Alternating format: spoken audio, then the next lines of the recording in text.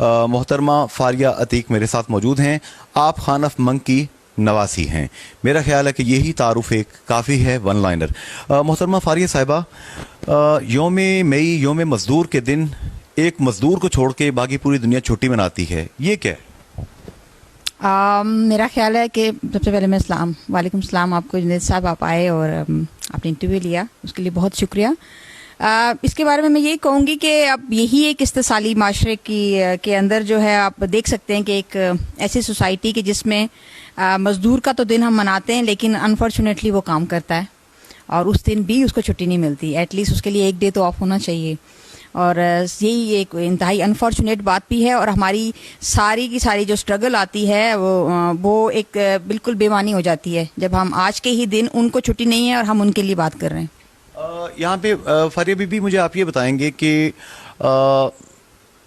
پاکستان میں بھی labour laws کی بات ہوتی ہے، آزاد کشمیر میں بھی مزدور کے لیے قوانین کی باتوں کے ساتھ ساتھ بڑی بڑی تقریریں جھاڑی جاتی ہیں چوکوں کے اندر، اسمبلی کے اندر، ہر جگہ پہ 15,000 یا 14,000 جو بھی حکومت نے مقرر کیا ہے، وہ بھی ویجز ایک مزدور کو، چاہے وہ خاتون ہے چاہے وہ مرد ہے، اسے نہیں مل رہے. مور دین 50% میں معاشرے میں جانتا ہوں کہ انڈر امپلائڈ ہیں، انڈر ویجڈ لوگ ہیں. اس کو کیسے ہم ٹھیک کر سکتے ہیں؟ اس کے لیے تو باقاعدگی کے ساتھ ایک لیجسلیشن ہے، لیکن سب سے پہلے میں کہوں گی کہ ایک نیت امپورٹنٹ ہے. آپ واقعی جو کام کرنا چاہتے ہیں، اگر تو آپ کام کرنا چاہتے ہیں تو پھر تو اس کے لیے ہر طریقے سے آگے جایا جا سکتا ہے. سب سے پہلے ہمارے جو لیجسلیٹرز ہیں، وہ لوگ جو اسمبلیز میں موجود ہیں، وہ لوگ جو قانون ساز اسمبلیوں میں پائے جاتے ہیں اور جو لیجسلیشن کرتے ہیں، ان کی ہی نیت اس طرح کی نہیں ہے. وہ جسٹ ایک فارمیلٹی پوری کر رہے ہیں اور وہ اس طرح کے کوئی قوانین نہیں بنا رہے کہ جس سے واقعی جو مزدوروں کی پلائٹ ہے، جو ورکنگ کلاس کے مسائل ہیں، ان کو صحیح معنوں میں ایڈریس کیا جا سکے. تو میں یہی کہوں گی کہ سب سے پہلے تو آپ کو وہ موٹیویشنز ہوں ریئل میں کام کرنے کی، اس ایشو کو ایڈریس کرنے کی،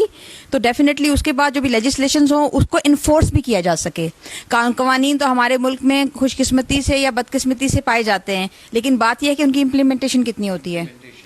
تو آپ کیا سمجھتی ہیں کہ آپ کی مختلف تنظیمیں ہیں، ترقی پسند تنظیمیں، اگر ہم کے پی کے سے شروع کرتے ہیں تو اے این پی سے لے کر آپ کی آزاد کشمیر میں یو کے پی این پی ہے، آپ کی یہاں پر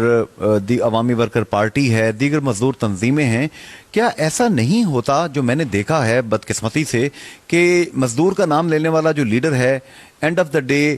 اینڈ آف دا موومنٹ، اس کے گھر میں تو کچھ دیے جلنا شروع ہو جاتے ہیں لیکن مزدور ویسے کا ویسا ہی بے آسرا رہتا ہے؟ اس کی ایک وجہ میں یہ کہوں گی کہ ہماری سوسائٹی آج بھی جو ہے وہ جاگیردارانہ نظام ہے، اسٹل موجود ہے، اور اس نے جو ہے انڈسٹریل ریولوشن کے پاس تو دور دور سے بھی نہیں گزری. تو اس لیے آپ کہہ سکتے ہیں کہ ریفارمز جو ہیں وہ خالی سسٹم کے اندر یا پارلیمنٹ کے اندر نہیں ہو سکتے. ریفارمز کے لیے تو ایک مائنڈ سیٹ کی ضرورت ہے، اور سارے مائنڈ سیٹ کے اندر ریفارمز کی لانے کی ضرورت ہے. جب تک کہ سوسائٹی کے اندر آپ پورے معاشرے کو یہ بات باور نہیں کرواتے، اس سماج کو یہ باور نہیں کرواتے کہ ان کے حقوق ہیں اور ان کا کہاں کہاں استحصال ہو رہا ہے، تب تک ہم جتنے بھی لاز امپلیمنٹ کریں، جتنی بھی ترقی پسند جماعتیں آ جائیں، وہ اس مائنڈ سیٹ کو چینج نہیں کر سکیں گی جب تک کہ ہم ان کے خلاف بات نہیں کرتے یا ان کو ان کے حوالے سے جو ہے ایک تحریک نہیں سٹارٹ کرتے.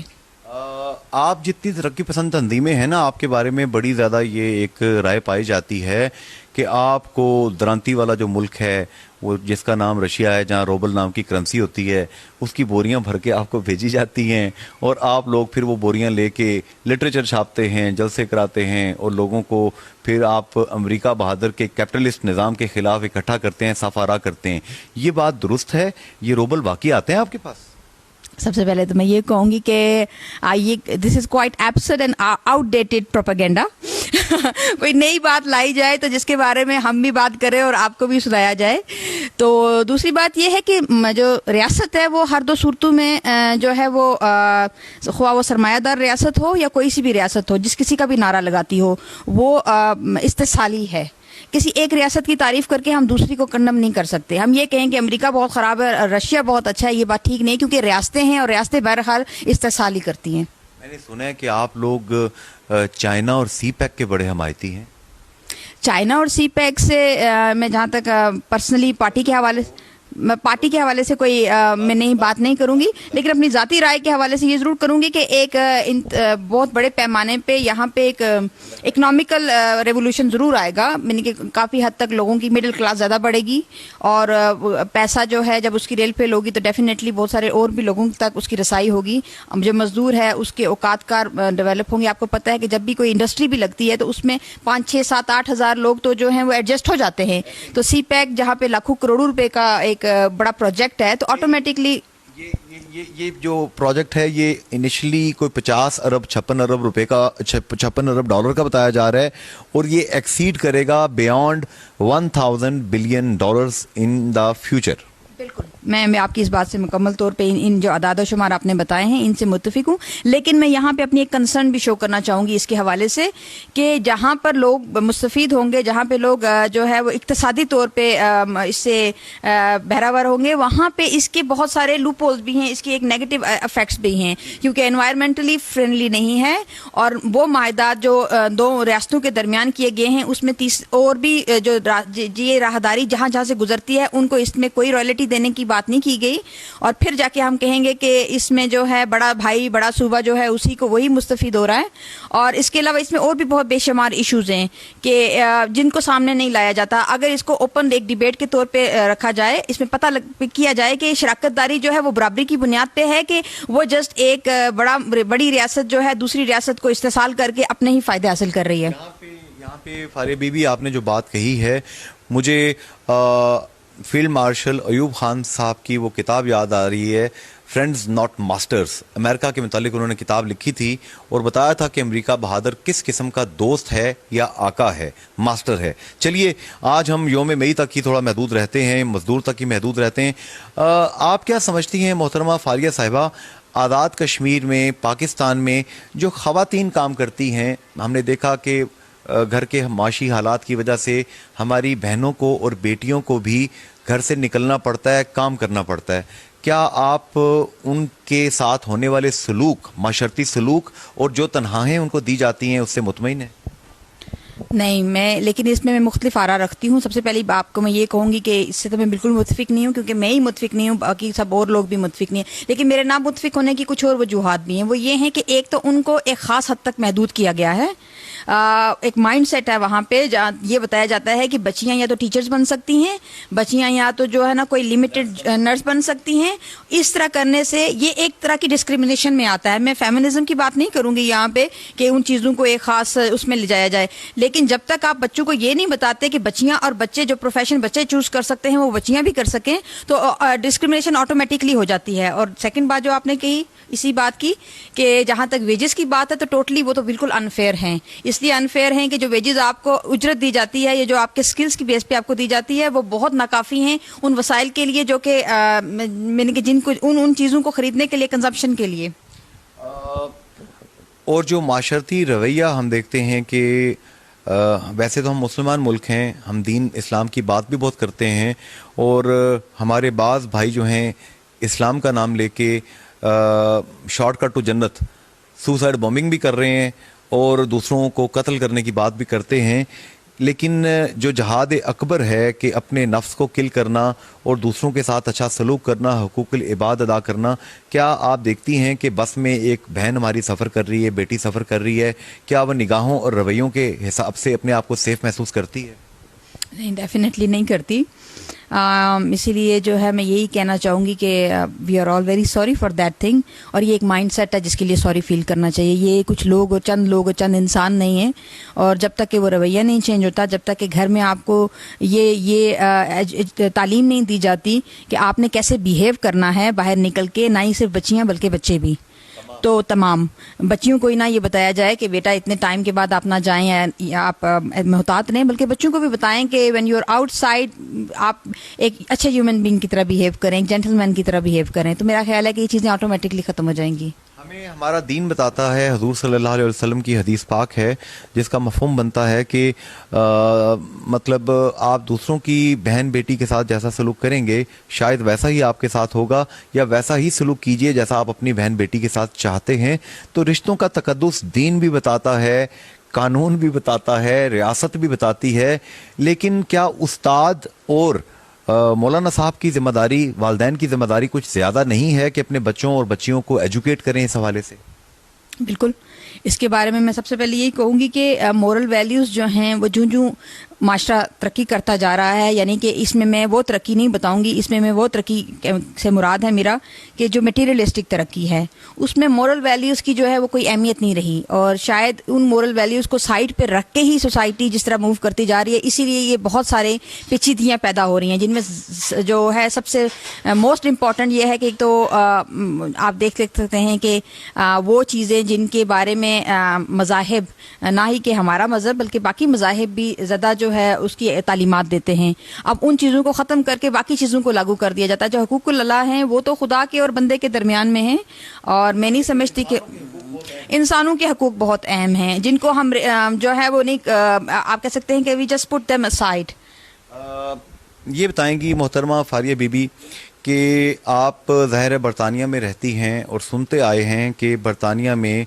دنیا میں دو ہی ممالک ہیں، ایک برطانیہ اور ایک کینیڈا، جن کو ویلفیئر اسٹیٹس کہا جاتا تھا،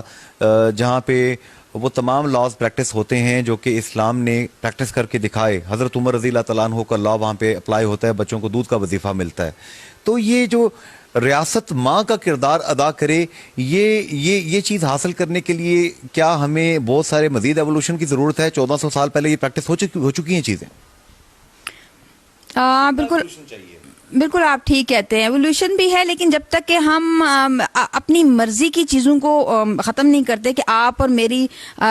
ہم نے ہر چیز کو جو ہے وہ مذاہب کے ساتھ جوڑ دیا ہے، حالانکہ وہ جو چیز میں پسند کر رہی ہوں، جو مولانا صاحب پسند کر رہے ہیں، اس کو ہم نے مذہب میں ڈال دیا ہے، تو ڈیفینیٹلی اس کی جو امپلیمنٹیشن ہوگی اور جو اس کا ریزلٹس آئے گا وہ ویسا ہی آئے گا جیسے کہ ہم اپنے ملکوں میں دیکھ رہے ہیں۔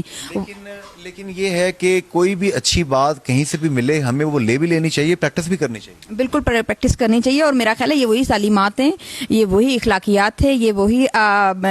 ایجوکیشن ہے کہ جو ہمارے مذہب نے ہمیں دی، جو ہمارے پیغمبر نے دی، اور یہ اگر انہوں نے اڈاپٹ کر لی ہیں تو اس کا مطلب ہے کہ وہ زیادہ اچھے عمل کرنے والے ہیں، زیادہ اچھے ڈوئر ہیں، ہماری طرح صرف تبلیغ کر کے اور ایک دوسرے کو کسر نہیں کھاتے۔ دوسروں کو نصیحت، خود میاں فصیحت۔ آخری بات، ہم کوشش کرتے ہیں کہ علمی بنیادوں پر، عقلی بنیادوں پر لوگوں تک پہنچیں، اور کشمیر کے لوگوں کی باتیں، پاکستان کے لوگوں کی باتیں اپنے لوگوں تک ذرا تھوڑے بہتر انداز میں، سلجھے ہوئے انداز میں، بغیر جھگڑے کروائے پہنچا دیں۔ پاکستان کے بارے میں، کشمیر کے بارے میں بتائیں کہ these are not the land of the terror, these are lands of peace, harmony, these are lands of good people. آپ کیا سمجھتی ہیں، کیا دنیا تک یہ پیغام ہم پہنچانے کی جو صحیح کر رہے ہیں کامیاب ہو رہے ہیں تھوڑے بہت؟ بالکل کامیاب ہو رہے ہیں۔ کشمیر کے اندر جو موومنٹس ہیں، اس کے اندر ترقی پسند جو موومنٹس ہیں وہ اسٹرانگ ہوئی ہیں۔ ٹھیک ہے، آپ پیرالل دوسری چیزوں کو بھی دیکھیں گے، لیکن میں as a being a positive person, اور میں نے کہ ایک نان وائلنس تھیوری پہ عمل کرنا چاہتی ہوں اور اس پہ ہی بلیو کرتی ہوں، تو اس لحاظ سے میں دیکھ رہی ہوں کہ ہمارا آج کا جو ایک جو سماج کے اندر تبدیلی دیکھنے میں آئی ہے، وہ یہ آئی ہے کہ تھرو ڈائلاگس اور تھرو جو ہے وہ پراپر ایک دوسرے کے ساتھ تعاون کے ساتھ جو ہے چیزوں کو آگے لایا جائے، ڈائلاگ کیے جائیں، ٹیبل پہ بیٹھا جائے، ایک دوسرے کو اپنی رنجشیں بیان کی جائیں، اور اس حد تک، کافی حد تک نوجوان بھی جو ہیں وہ آپ کہہ سکتے ہیں کہ اس بات سے سہمت ہیں کہ ڈیفینیٹلی ہم جب سب مل کے ایک ٹیبل پہ بیٹھ کے بات کریں گے تو ہم اپنے مسئلوں کو سلجھا لیں گے۔ اور ایک اور بات میں مجھے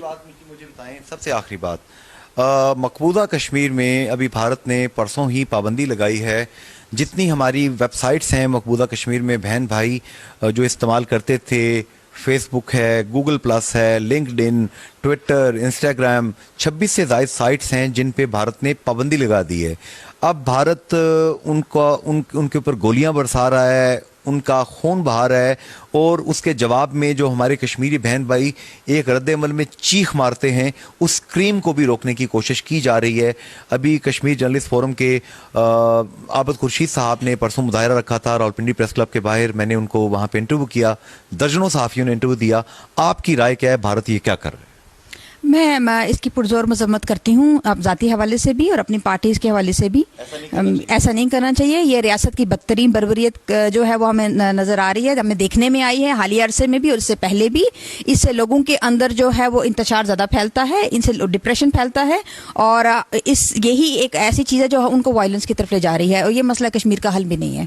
नाजरीन, आज का खसूसी इंटरव्यू मजदूर की बात तो हमने की, पूरा साल करनी चाहिए, सिर्फ एक 1 मई को नहीं करनी चाहिए, और सिर्फ बात नहीं करनी चाहिए, बात से थोड़ा बढ़ के आगे कुछ प्रैक्टिकल करना चाहिए कि एक गरीब आदमी के जो कि सारा दिन मजदूरी करता है, तपती धूप के अंदर पत्थर तोड़ के सड़क बनाता हुआ दिखाई देता है, जो कि जिसके सख्त हाथों को हुजूर सल्लल्लाहु अलैहि वसल्लम ने बोसा देकर कहा था कि अल्लाह पाक को ऐसे हाथ बड़े पसंद हैं। अल कासिबु हबीबुल्लाह, ये कोट भी होता है, लेकिन क्या हम रवैयों में और अपने अमल के ज़रिए इस चीज़ को साबित कर रहे हैं कि हम एक मजदूर फ्रेंडली, एक लेबर फ्रेंडली मुआशरा हैं, या उसका मज़ीद इस्तेहसाल कर रहे हैं, एक्सप्लॉयटेशन कर रहे हैं? पूछ होगी, लिख लीजिए, पूछ होगी।